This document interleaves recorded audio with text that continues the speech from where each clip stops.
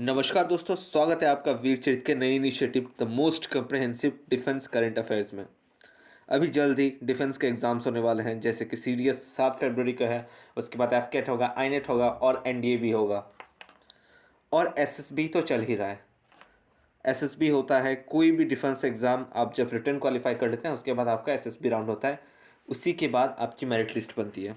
दोस्तों, defence current affair हर exam में आता है, लेकिन जितने भी डिफेंस ओरिएंटेड एग्ज़ाम्स हैं उसमें सबसे ज़्यादा ज़रूरत पड़ती है। तो हमने ये सीरीज़ इसीलिए लॉन्च की है। ये पार्ट 1 है डिफेंस करंट अफेयर्स का। आपको एनडीए होगा अप्रैल या मई तक, तब तक अलग अलग पार्ट्स में 2-2 महीने के एक पार्ट बनेंगे। तो ये सितंबर और अक्टूबर 2020 का ये पहला पार्ट है। उसके बाद नवंबर दिसंबर का दूसरा पार्ट हम जल्दी ही ले आएंगे, और उसके बाद फिर जनवरी का एक अलग पार्ट बन जाएगा। तो ये सीडीएस और एफकेट एग्ज़ाम के लिए यहाँ तक कंप्लीट हो जाएगा। उसके बाद हम मूव ऑन करेंगे दूसरे एग्ज़ाम्स के लिए। तो दोस्तों, इसमें आपको क्या एक्सपेक्ट करना है? यहाँ आपको मिलेगा मोस्ट इम्पॉर्टेंट मिसाइल्स, सबसे ज़रूरी मिसाइल्स जो इन मंथ्स में हासिल की गई है या फिर लॉन्च किया गया है, सबसे इम्पॉर्टेंट एक्सरसाइजेस। उसके बाद से जो बटालियन और ब्रिगेड्स न्यूज़ में रहे हैं, और इम्पॉर्टेंट खरीद फरोख्त डिफेंस रिलेटेड जो भी हुई है, एक्विजिशंस एंड डेवलपमेंट। तो आइए शुरू करते हैं। और अगर आपको अच्छा लगे वीडियो तो शुरुआत में ही आपसे रिक्वेस्ट कर रहा हूँ, जय हिंद जरूर लिखिएगा। और कोई भी सजेशन हो या फिर कोई भी डिमांड हो तो ज़रूर बेझिझक कमेंट में कीजिएगा। और इसका पीडीएफ शुरुआत में ही आपको बता दे रहा हूँ, वीर चरित टेलीग्राम चैनल पे मिल जाएगा। तो आइए शुरू करते हैं। शुरुआत हम करेंगे मेजर एक्सरसाइजेस से। सितंबर और अक्टूबर महीने में सबसे इम्पोर्टेंट एक्सरसाइज कौन से हुए थे? सबसे इम्पोर्टेंट की हम बात करें तो सबसे पहला नाम आता है मालाबार एक्सरसाइज। मालाबार ये एनुअल एक्सरसाइज है, 1992 में शुरुआत हुई थी, और ये बायलैटरल था दो देशों के बीच। और दो देश थे, यूएसए और इंडिया। इसको फिर एक्सपैंड किया गया ट्राइलेटरल फॉर्मेट। ट्राइलेटरल मतलब 3 देश आए एक साथ 2015 में, और ये तीसरा देश था जापान। और अब जाके ये क्वाड्रिलेटरल सिक्योरिटी डायलॉग बन चुका है। और इसमें चौथा देश कौन जुड़ा हुआ है? ऑस्ट्रेलिया। तो अब इंडिया, यूनाइटेड स्टेट्स, जापान और ऑस्ट्रेलिया। तो इसकी ज़रूरत क्या पड़ी थी? यहाँ आप देख सकते हैं यूनाइटेड नेशंस का एयरक्राफ्ट कैरियर है, और यहाँ पे कितने सारे एयरक्राफ्ट कैरियर्स हैं। इंडियन ओशन नाम तो इंडिया के बाद है, लेकिन इसमें दबदबा हाल ही के दिनों में देखा गया कि चाइना पूरी तरीके से बनाने की कोशिश कर रहा है। तो उसी को काउंटर करने के लिए इंडियन ओशन रीजन के कंट्री और पैसिफिक ओशन, अमेरिका इसे इंडो पैसिफिक बुलाता है। तो यही कारण है कि चाइना को काउंटर करने के लिए इंडो पैसिफिक भी बुलाता है, और इंडो पैसिफिक में मालाबार एक्सरसाइज भी करता है कि उनके ताकत का अंदाज़ा दिलाया जा सके। आते हैं दूसरे एक्सरसाइज में, एक्सरसाइज बोंगो सागर। बोंगो सागर एक्सरसाइज होता है नेवल नेवीज के बीच, और ये नेवी कहाँ की होती है? इंडिया और बांग्लादेश। इंडिया और बांग्लादेश के बीच में और एक एक्सरसाइज होता है जिसका नाम होता है संप्रीति एक्सरसाइज। अगले एक्सरसाइज के ऊपर हम आए, सुरक्षा कवच। ये एक्सरसाइज किसी दूसरे देश के साथ नहीं हुई थी, बल्कि ये महाराष्ट्र पुलिस और इंडियन आर्मी के मिलके हुआ था। क्यों? क्योंकि कोऑर्डिनेशन स्टैब्लिश करना था ड्रिल्स और प्रोसीजर्स को लेके, और एक्टिवेट करना था anti terrorist quick reaction teams. जब भी ऐसे कोई हालात आते हैं जहाँ पे आर्मी और पुलिस को दोनों को कंबाइन करके एक्शन लेना पड़े, तो वहाँ पे हालात इजीली टैकल हो जाए। तो एक्सरसाइज सुरक्षा कवच था आर्मी और महाराष्ट्र पुलिस के बीच, और वो कंडक्ट हुआ था पुणे में। एक्सरसाइज स्लीनेक्स। एक्सरसाइज स्लीनेक्स में आप इजीली कैटेगराइज कर सकते हैं, एसएल मतलब श्रीलंका, आईएन मतलब इंडिया, और एक्सरसाइज ये बायलैटरल मैरीटाइम एक्सरसाइज है इंडियन नेवी और श्रीलंकन नेवी के साथ। एक्सरसाइज इंदिरा अगर हम बात करिए, ट्राई सर्विसेज एक्सरसाइज है। ट्राई सर्विस मतलब क्या? ट्राई सर्विस मतलब आर्मी, एयरफोर्स और नेवी तीनों ही मिलकर ये एक्सरसाइज करती है। और ये किस देश के साथ होता है? रशिया के साथ। और रशिया के प्रेसिडेंट कौन है? Vladimir Putin. और रशिया के साथ हम और एक एक्सरसाइज करते हैं जिसका नाम है पासएक्स। ये पासिंग एक्सरसाइज है और ये इंडियन ओशन के रीजन में होता है। अगला एक्सरसाइज हम अगर देखें GMAX 20। GMAX 20 होता है इंडिया और जापान के बीच। ये भी मैरीटाइम एक्सरसाइज है। मैरीटाइम एक्सरसाइज मतलब नेवी या फिर कोस्ट गार्ड इसमें जुड़ी हुई होती है। बात करें अगर दूसरे एक्सरसाइजेस जो हम इंडिया और जापान के बीच देखते हैं वो है धर्मा गार्जियन, सिन्यू मैत्री और मलाबार एक्सरसाइज। अभी मैंने आपको बताया था कि उसमें 4 देश आते हैं। उसमें जापान, इंडिया, ऑस्ट्रेलिया और यूनाइटेड स्टेट्स ऑफ अमेरिका साथ में एक्सरसाइज करते हैं। अब आ जाते हैं हम अपने MCQ फॉर्मेट में। उन 2 महीनों में इतने ही एक्सरसाइजेस हुए थे और कोविड-19 चल रहा था तो ज़्यादा इंटरेक्शंस ग्राउंड लेवल पे नहीं हुआ था आर्मी के बीच, तो इसलिए एक्सरसाइज कम रहते हैं। The word Novichok refers to, ये सब जो है नोविचॉक, इसका मतलब क्या है? ऑप्शन है मिसाइल, टैंक, पॉइजन या फिर राइफल। तो इसका सही आंसर है पॉइजन। ये हाल ही में डिफेंस करंट अफेयर के अलावा भी और एक न्यूज़ में था क्योंकि व्लादिमीर पुतिन जो वहाँ के प्राइम प्रेसिडेंट है रशिया के, उनके जो मोस्ट वोकल क्रिटिक थे उन्हें ये ही पॉइजन दिया गया था और वो कोमा में थे, जर्मनी में एडमिट थे। और कल ही न्यूज़पेपर में आया है कि वो रशिया वापस से जाएंगे। तो देखिए क्रिटिसिज्म करने पे ये प्रूव नहीं हुआ है कि व्लादिमीर पुतिन ने या उन्हीं ही लोगों ने दिया था, लेकिन यही माना जा रहा है कि उन्हीं लोगों ने दिया था और ये नोविचॉक पॉइजन इनको दिया गया था। ये आप बॉटल्स देख सकते हैं। अब इसके बारे में अगर डिटेल में जाने तो इसका मतलब होता है नोविचॉक का न्यू कमर रशियन लैंग्वेज में, और ये डेवलप किया गया था सोवियत यूनियन, उस समय USSR हुआ करता था 1970s और 80s मतलब कोल्ड वार के दौरान। और इसका कोड नेम क्या था इस प्रोग्राम का? फॉलिएंट।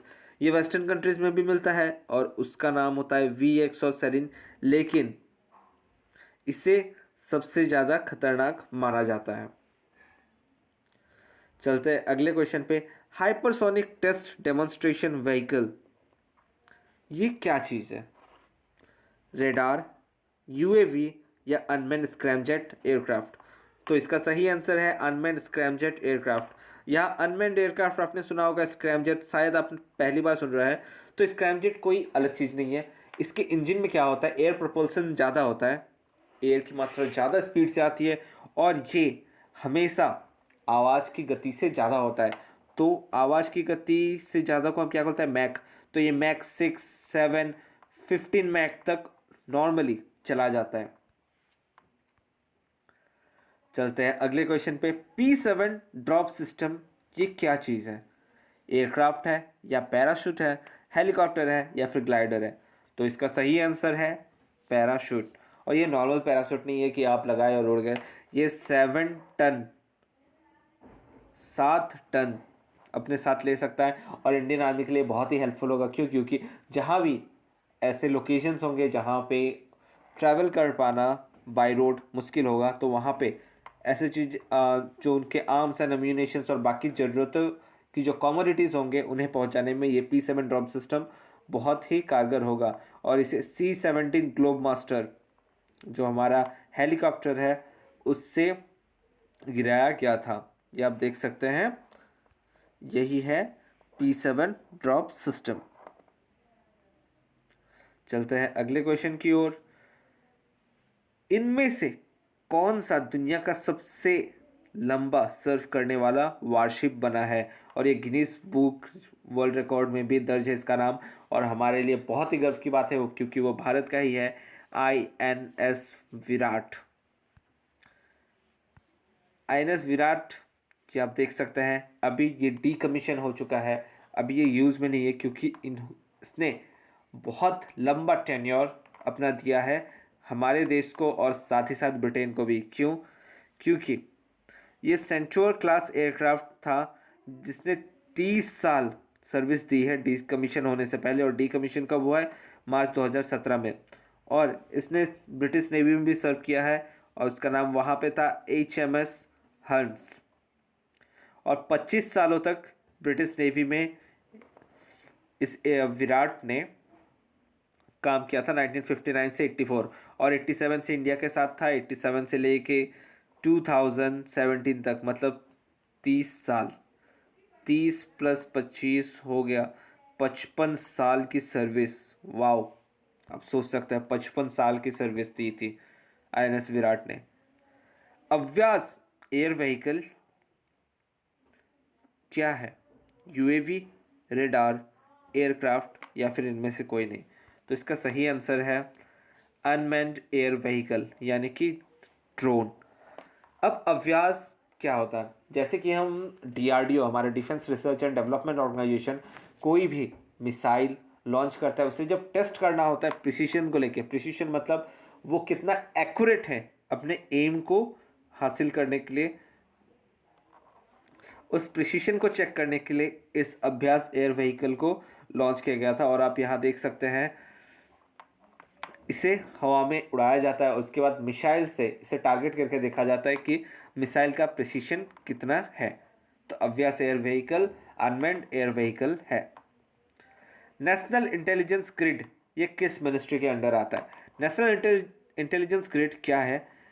आपने सुना होगा IB का नाम, रॉ का नाम, रिसर्च एंड एनालिसिस विंग,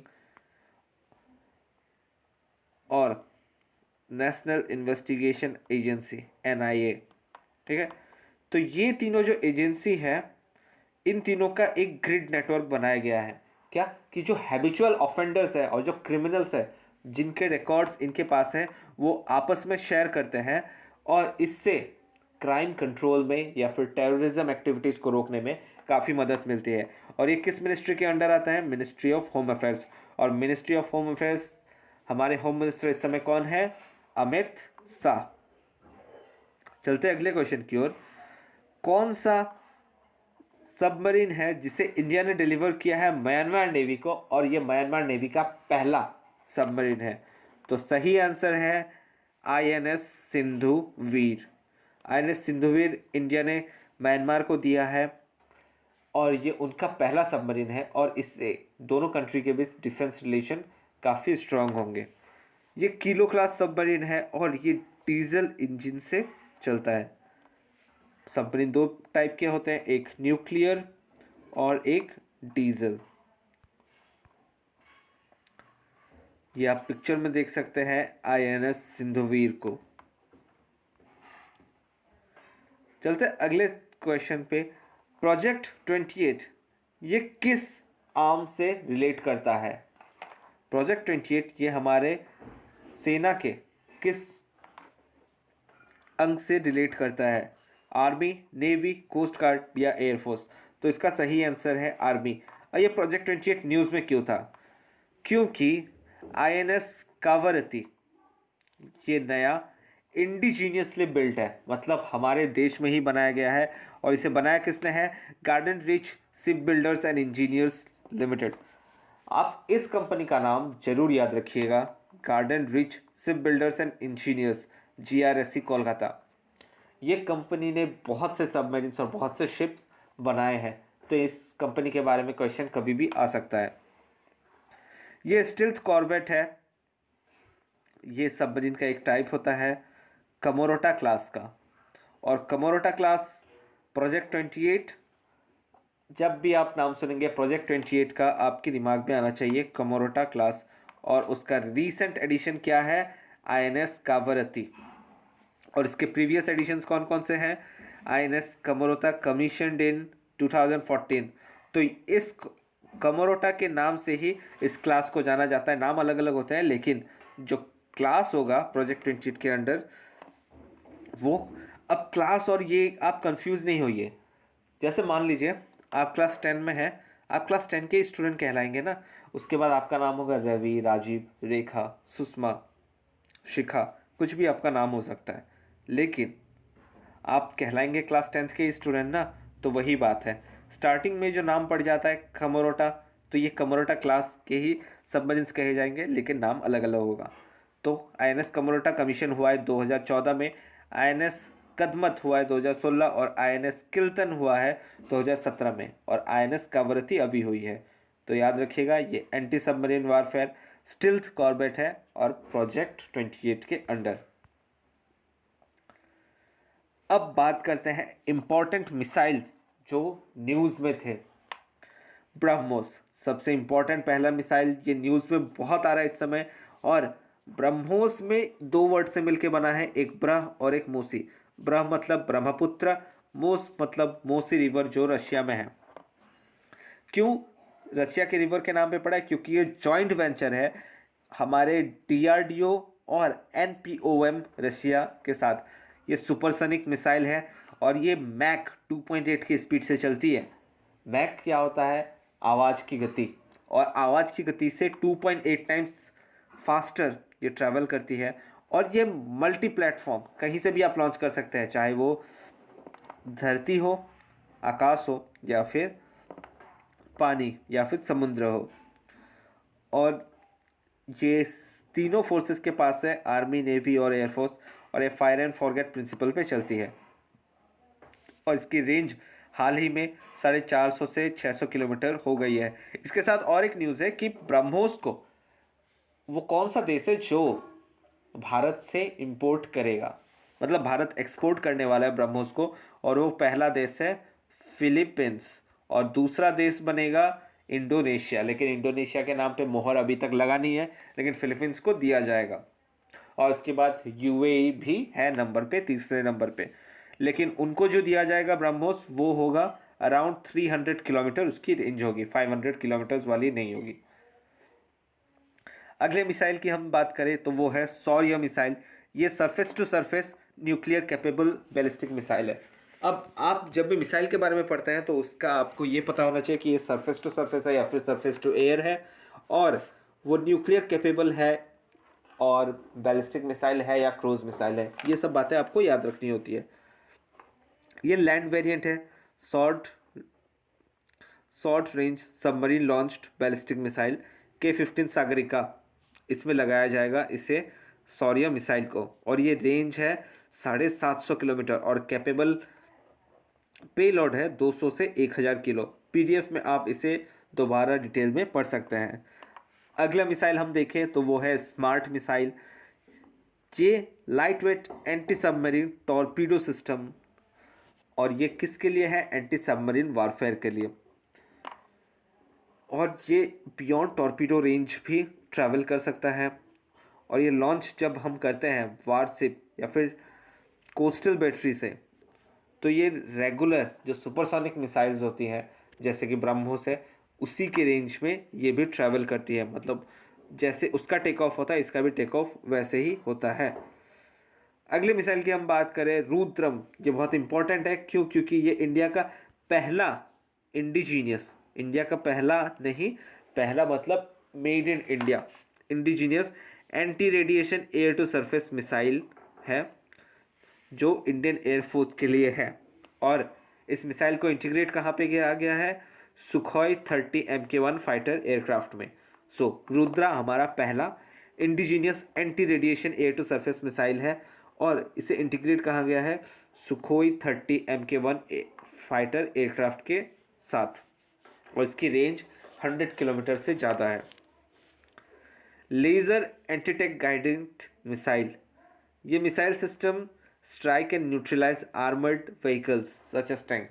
मतलब ये आर्मर्ड व्हीकल्स जैसे कि टैंक होते हैं उन्हें इजीली न्यूट्रलाइज कर सकता है। आर्मी के या फिर आर्म फोर्सेस के लैंग्वेज में न्यूट्रलाइज करना होता है मतलब ख़त्म करना। आप एनिमी को न्यूट्रलाइज करें मतलब आपने मार दिया, और आर्म्स एंड एम्यूनिशन को भी न्यूट्रलाइज करना मतलब आपने तबाह कर दिया है। यहाँ पिक्चर देख सकते हैं, ये है laser anti tank guided missile. अगले क्वेश्चन की हम बात करें तो ये काफ़ी इंटरेस्टिंग नाम है इसका, संत मिसाइल। संत का फुल फॉर्म क्या है? Stand of anti tank guided missile. ये एयर टू सरफेस मिसाइल है, डीआरडीओ ने ही इसे डेवलप किया है। और ये 15 से 20 किलोमीटर अवे के टारगेट को ले सकता है। अब आपने नाग मिसाइल सुना होगा, उसके बाद आता है हेलीनाग। हेलीनाग है हेलीकॉप्टर से लॉन्च करने वाला नाग मिसाइल, उसी को हम हेलीनाग कहते हैं, जो 7 से 8 किलोमीटर रेंज में जाता था। और उसी का हेलिना का ही अपग्रेडेड वर्जन है संत मिसाइल। बात अगर दूसरे मिसाइल की बात करें, पृथ्वी शॉर्ट रेंज बैलिस्टिक मिसाइल, ये बहुत ही इंपॉर्टेंट मिसाइल है हमारे इंडिया का। डीआरडीओ ने ही इसे भी डेवलप किया है और ये surface to surface strategic missile है। इसकी स्ट्राइक रेंज 350 किलोमीटर है और ये 500 से 1000 किलो वारहेड ले सकता है अपने साथ। और ये missile thrusted by liquid propulsion twin engine. यहाँ पिक्चर देख सकते हैं पृथ्वी का, और इसे हाल ही में अपग्रेड किया गया है और यह थर्ड वेरिएंट है पृथ्वी मिसाइल्स का। अब बात करते हैं बटालियंस या फिर ब्रिगेड्स जो न्यूज़ में थे। आपको ऐसे नहीं पूछेगा कि कोई बटालियन या फिर किसी का भी ऐसे उठा के क्वेश्चन नहीं पूछेंगे एग्जाम में। आइदर उनका रेजिंग डे होगा या फिर उनसे रिलेटेड कुछ न्यूज़ बनी थी इन मंथ्स में, तभी आपको एग्जाम्स में क्वेश्चन पूछे जाएंगे। तो पहला बटालियन है असम राइफल्स। ये oldest central armed police forces है, यानी कि सीएपीएफ है 1835 में। लेकिन दूसरे सीएपीएफ के द्वारा ये पूरी तरीके से एमएचए के अंडर नहीं है, मतलब मिनिस्ट्री ऑफ होम अफेयर्स के अंडर तो है, लेकिन एडमिनिस्ट्रेशन वो देखते हैं। ऑपरेशन एबिलिटीज इसमें इंडियन आर्मी देखती है। तो इसके जो हायर रैंक के ऑफिसर्स होते हैं वो जनरली इंडियन आर्मी से ही जाते हैं।